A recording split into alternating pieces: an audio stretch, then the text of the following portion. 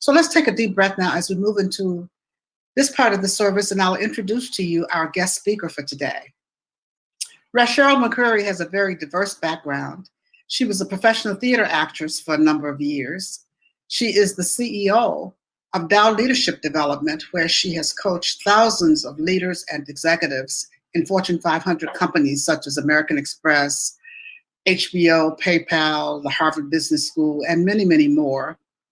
Very importantly, she's a practitioner. She's been a practitioner since 1993. She was trained at the Agape Center by Michael Bernard Beckwith. She was in my practitioner class. We finished practitioner training together. I love that fact. She is now in ministerial school at Holmes Institute. She has served as a consultant to the CLF Board of Trustees for the past 2 years. And just recently, she was appointed to the Board of Trustees at the Centers for Spiritual Living. I'd like to introduce to you my absolute favorite friend and my daughter, Rasheryl McCreary. Oh my goodness, thank you so much, Mom. I love you so much. And you are my favorite friend too, and my mama, and my reverend, all of the above. So I am so thrilled to be here with you today, Creative Living Fellowship. I'm so thrilled to be here with you today. Oh, just taking a breath on that magnificent song that Charity Lockhart did that was so amazing. This too shall pass. That is our mantra for 2020. This too shall pass. And the beautiful reading by Reverend Dr. Joyce Bucher. So excited. And thank you so much, Joyce, for that. So today I am so thrilled to be here to talk about the power of the pivot. The power of the pivot. And this is following in the theme for the month at CLF, which is the contemplative life, the contemplative life. So you've been talking about ways to sort of to go within and to cultivate contemplation and spiritual practice and all of the tools and things that are necessary to navigate through the turbulence we're going through right now. And so Rev.Sherry has led us beautifully through that process and through different ways we can approach being and cultivating that contemplative life. So today I want to talk about the power of the pivot, right? So pivot is a ubiquitous word right now. Everybody's talking about pivot, pivot, pivot. Even though it's ubiquitous, though, it's a powerful word and it's an important word for us to keep in mind right here, right today. So the word pivot, and a pivot is actually a noun and a verb, right? So the noun definition is a pivot is a central shaft or a point around which a mechanism operates or oscillates, right, or turns. So it's a central shaft, let's call it. And to pivot is actually the act of doing that, right, of actually moving around that. And so here's the thing that's so powerful about the word pivot. So one of the things I remember as a child taking dance classes, right? And if you've ever danced, there's a term pivot, right? There's a pivot that you do. And when you do this as a dancer, what you do is you have to step out on one leg, right? You step out on one leg and that leg becomes your supporting leg, and you step out on the other leg and then you turn, right? So you have one leg planted, you put the other leg out and then you turn. That's a pivot. Right. So anyone who's done salsa or, any kind of dancing, you have experienced that. And so here's the beauty of the metaphor of a pivot. Right. So when we talk about the supporting leg or the central shaft, what is so beautiful is that really when you think about that in terms of your life, the question is, what is your life centered around, right? What is the central focus of your life? What is the central shaft around which your life operates? What is that supporting leg for your life, right? Because that will determine your ability to pivot, right? The action of a pivot is really just turning away from what you don't want, turning towards what you do want. But you cannot do that if in dance again, or even in mechanics or engineering, you cannot pivot if that supporting structure, that supporting leg, that central shaft is not strong, is not anchored. You cannot make the turn. You cannot turn around. You can't turn from where you're going to where you want to be, right? And so the big question to be asking right now is, what is my life centered around? Right? What is the centering of my life? What's the shaft that's planted? Where am I planted in my life? Am I planted in the television? Am I planted in, the news pundits? Am I planted in the worldly things that are going on, the upheavals, the up leveling, the chemicalization that's happening right now? Am I planted in the effects of that? Or am I planted and rooted in something that is more stable and more solid and more true and more lasting? Right. So that's the big question. First and foremost, in any pivot, you've got to have a strong supporting leg. You've got to have a strong central shaft. And what we know is that supporting leg, that central shaft, that mechanism, that anchor around which we move has got to be spirit. It has to be spirit. It has to be the presence of God, the power of God, that which is unchangeable, that which never can be altered, that which is always showing up for us, that which always sustains us, right? We have to be anchored in truth, in God, and we have to be anchored in. And we get there through our spiritual practice, right? We get there through our spiritual practice, through the contemplative life, through the meditation, the prayer work, the treatment, the affirmations, the visioning. Like all of the tools that we have are the things that create that strong central shaft, right? So that is the first step of pivoting, is that there has to be something. There's to be something that's anchored and planted, and everything else moves around that.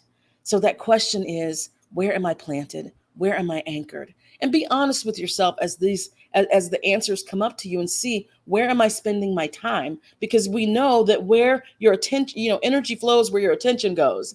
And so if your time right now is being spent, focused on the ways of the world and the activities of the world and the effects of the world, you cannot pivot. It's impossible. Right.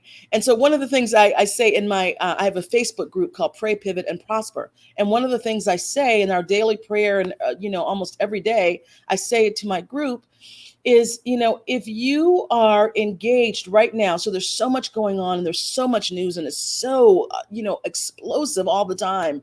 And if you're engaged with the things of the world, you're bound by the things of the world, right? On a very just granular level, if you're engaged with, watching, looking at things that don't align with your values, right?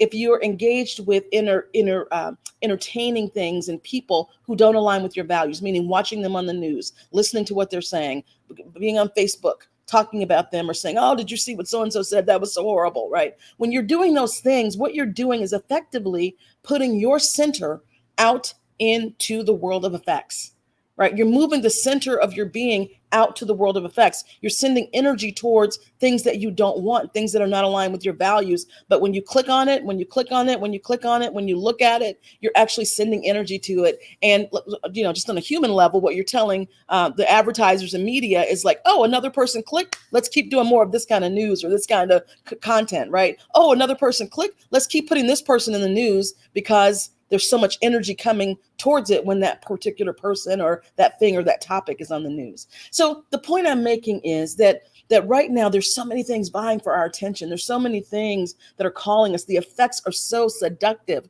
so strong right now, right? The effects are so strong and they're pulling us towards them versus us having a central anchored awareness and pure spirit and God consciousness from which we can then be really conscious about what our next move is going to be.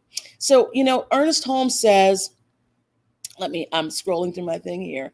So, Ernest Holmes says, the power of life is in our own consciousness. We must turn there and recreate our environment after the image of harmony instead of discord, right? We have to turn there and recreate our environment after the image of harmony. It is not enough just to believe that it can be done, because we all know in some degree it can be done, but it is not enough even to just say these things are so. We must prove them. There must be a continuous betterment in our affairs and everything we touch if we're going to prove that we know what we're talking about, right? So he's saying that as religious scientists, as those of us who are steeped in this teaching, who believe in this teaching, we have to prove it, right? And now is the perfect time to prove it, right? So instead of looking out at discord, if we want to have a different experience, if we want to pivot in our own lives, if we want the world to pivot, we have to turn within. We have to be looking at harmony, be looking at wholeness, be looking at peace, and also feeding those things out in the world, right? So we click on the things that we want to see more of. We click on the articles in the news, and we watch the news that we want to see more of, or the people we want to see more of, instead of feeding the beast of that which we do not want, right? So here's the thing, and I'm not saying that we turn away from the world in the sense that we ignore what is going on. So we don't ignore what is going on. We don't spiritually bypass what is happening. We don't spiritually bypass our feelings. But from a place of centeredness and anchoredness in spirit, we begin to look at the things of the world and the things that are happening right now. We look at those things and see God back of the appearance, right? Instead of being drawn into the argument, drawn into the whatever's pulling us, the inflammatory world, we look at the world and we see the truth back of the thing. Now, does it mean we don't do our worldly duty? No, we vote, we do our duty as citizens, we do our, we're good to our neighbors, we do all of those things. We hold people accountable, right? We hold people accountable in our personal life and in the world. This doesn't mean we bypass or give people a pass on bad behavior, but it does mean that we are exercising our own personal agency, our own dominion that we have over our lives, versus letting the world of effects do that. So that's that solid point, right? That solid shaft that is anchored in spirit, anchored in truth principles. And you do this by doing your spiritual practice, right? Your prayer, your meditation, your visioning, your affirmation, your literally turning away from what you don't want, declining distractions. I give myself 5 minutes a day to read the news. I'm just using that as an example because it's a big thing right now. 5 minutes, right? If I need to know what's going on, I can look at 3 or 4 different news blogs that I read, and I can sort of see what's happening, and boom, I'm done. 5 minutes, 10 minutes max, I am done. There's no reason to keep, now I have information that I need, but I'm not steeping myself and my consciousness and my life in all the craziness that's going on in the world. So you will have to cultivate your own way of anchoring yourself so that your central shaft and your central focus and the central pull of your life, the central anchoring of your life, is in the spiritual, in presence, in spirit, in truth, capital T truth, that does not change, cannot be touched, cannot be altered, cannot be impacted by the things of this world. Anchoring yourself in that. Now, the next thing that happens in a pivot, like when you're actually doing a pivot as a dance move, I don't know if you can tell, I've danced a little bit in my day. So the next thing that happens when you do a pivot is, you're on that supporting leg, right? That central shaft, and you step forward. So you step forward, and then you have to consciously turn your entire being, your entire focus, your entire body. You have to turn, and it is a conscious move. And the reason I love the word pivot is because here's the thing: when you step forward, initially you're stepping towards the past. You're stepping towards where you don't want to be. You're stepping towards what you don't want. You're stepping in the direction you don't want to go. That's the first move you make. You're stepping into the direction you don't want to go. And then boom, you consciously decide to turn on the axis. And you're now facing the way you want to go, right? There is power in that. There is power in that. Think about, how often we take that step and we're looking at our life or the world, and we're looking at all the things that are, an array of things that we don't want. There's beautiful things that we do want, absolutely. But if we're talking about pivoting, it's usually because we want to move away from one thing, moving to another thing, moving away from what we want to what we do want. And so that first step, right, of moving, that first step is like looking at what is arrayed here, right? What is going on here? Looking at the present, looking at the past. And that's an important step. You can't pivot without that step. You can't do the dance. You can't do that move without that step. But here's the thing that happens sometimes for us is that when we take that step and we see things in our lives or experiences or people or relationships or just effects of our consciousness, sometimes we get stuck there. We get stuck in that, looking at the past, looking at what's happened right now. And here's the thing that's really interesting. The present moment that we're experiencing is the result of old consciousness, right? So the moment we're in right now is a manifestation of consciousness from before. Yes. And so when we are standing there in that first step of the pivot, we're looking at what we have created, what is existing in our world. And it can be incredibly, incredibly seductive to stay there, right? To stay there feeling shame, to stay there feeling guilt, to stay there feeling beating ourselves up of, what have I created? What have I done? How did I get here? Or blaming other people or blaming the world or blaming circumstances or blaming events, right? It's easy to get stuck there in what we don't want. Sometimes we're stuck in what we don't want because it just feels comfortable, right? It doesn't feel good necessarily, but we know it. It's a pain we know. It's a frustration we know. It's an anger we know. It's a disappointment we know. It is nothing ever works out. We know it's the challenge or the thing that we've been working on, and we're seeing a practitioner and working in therapy, and we've been working on this stuff, and here we are back again. It's the thing that we know that's comfortable, right? And sometimes we just stay within that first step because it's comfortable, and we don't know when we turn around what's going in the opposite direction. See, the thing is, we tell ourselves, I want it to be different. I want to go in this direction. I want to be different. But sometimes when we take that first step, man, we see, people we love and relationships we love and things that we created, and we don't want to leave those things. We don't want to turn away from those things. And the truth is that unless we make a conscious move to turn, away from what we don't want, we can't move forward. We can't have a different experience. We can't do it individually. The world can't do it, right? If we stay looking at the effects, if we stay looking at our old consciousness, if we stay looking at what we've created, good, bad, and indifferent, we cannot move. We can't turn around, right? We can't go in the opposite direction or in a different direction.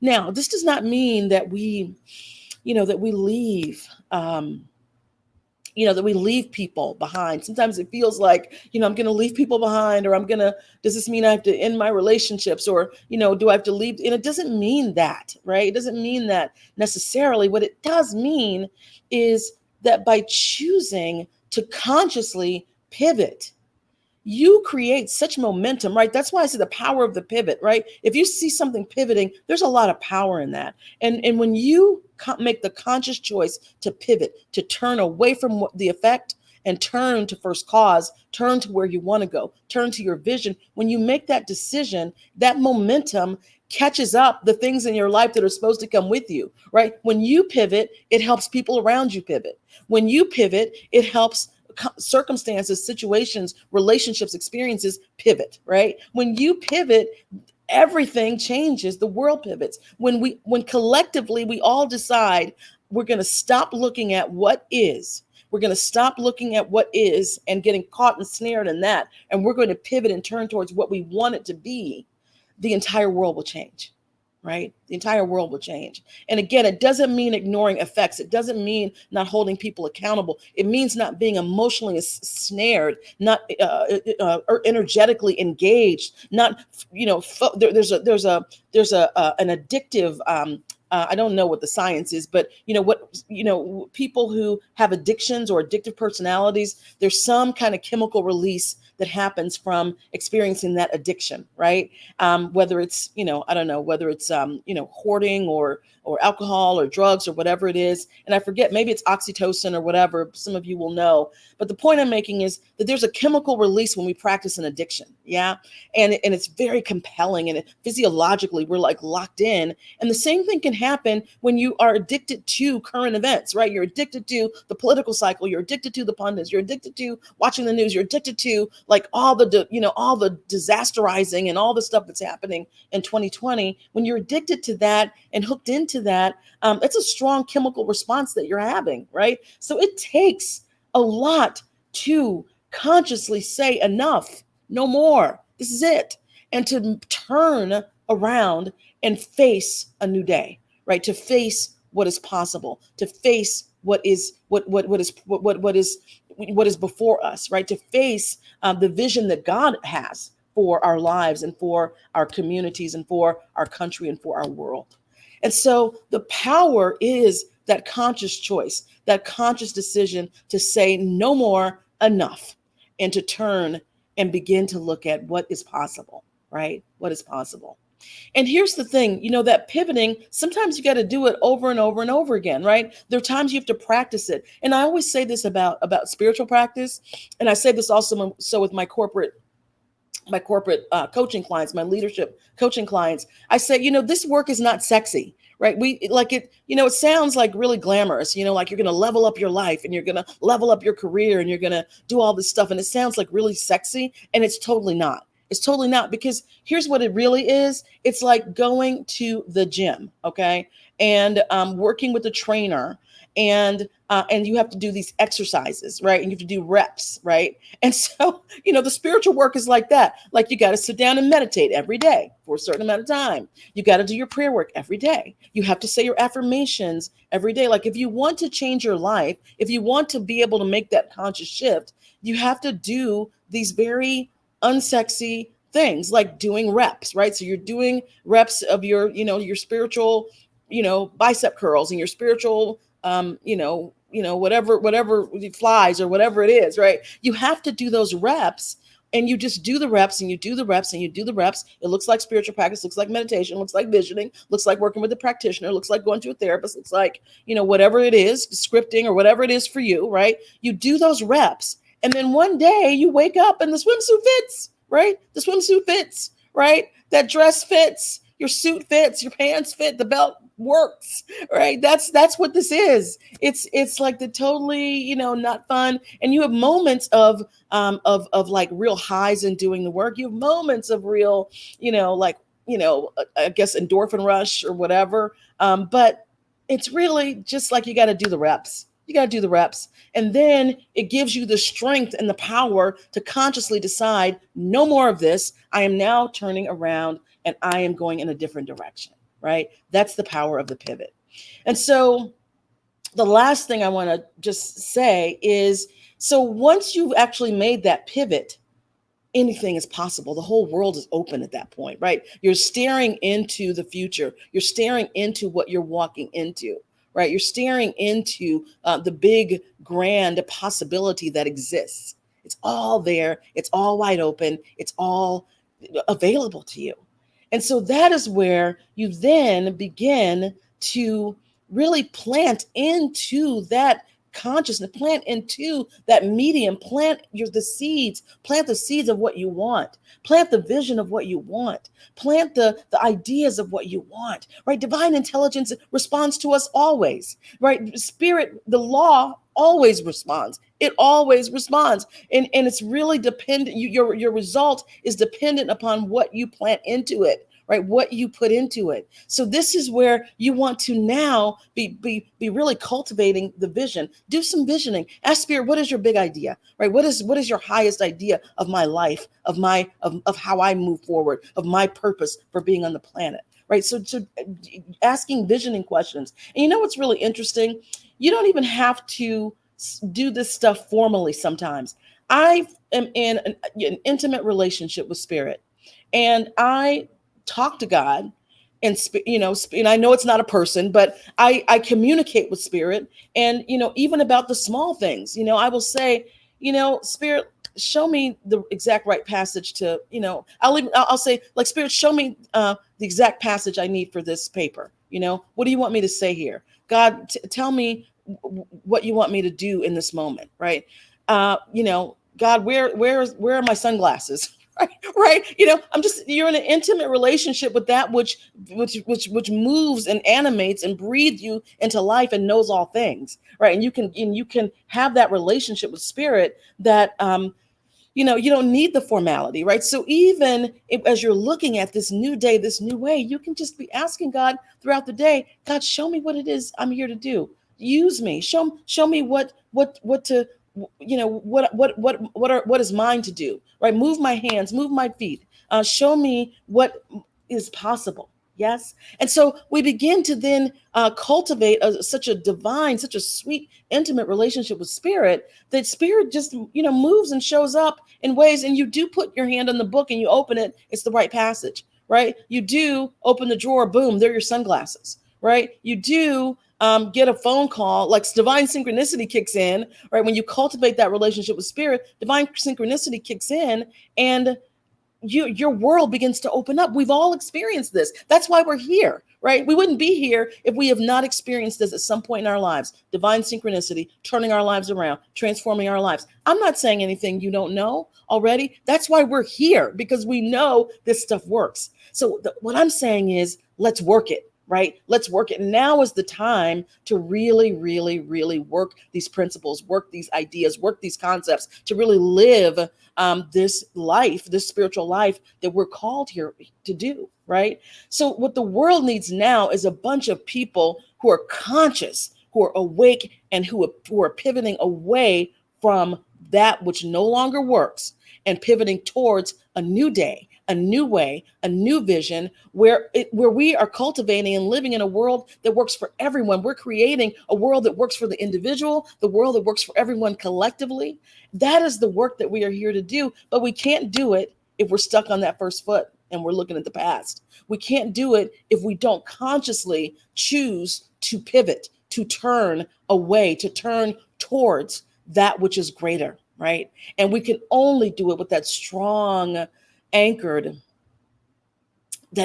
central point of being that is anchored in pure spirit, that is anchored in that which knows all, which gives all, which guides all, right? That is the only way to do it. So that is the power of the pivot. And I encourage you this day, for yourself, for your family, right? For your loved ones, for your community, for the world, to pivot. This is the time collectively for those of us who are conscious, who are awake, who know and understand how the law works. The law is impersonal, right? How the law works, for us to begin to put in and plant the seeds into that medium, the seeds of what we want, the seeds of beauty, the seeds of peace, the seeds of abundance, the things that we want to see flourish and grow in our lives individually and in the world collectively. And we can do this. We can do this because we know how. And most importantly, because we've done it before. We have proved these principles before.